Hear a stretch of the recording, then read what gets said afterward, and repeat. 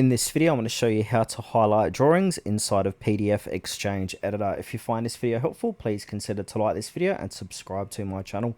In saying that, let's just jump straight into the video. Okay, so I've got this drawing on this PDF document, and now in order to highlight it, what we need to do is click on the comment tab. Then below that, we've got more options. We can highlight text, highlight area, or free highlight. So I'm just going to quickly show you what a free highlight looks like. So if I right click onto it, I can show you what colors we can use from red to gray, yellow, or we can go ahead and click on comment style palette and we can change that as well here. So I'm just going to expand this to make it look easier to see.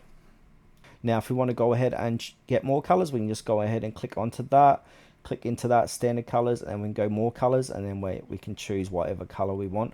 But in order to highlight, what I can do is just go ahead and highlight over the drawing like so, freehand.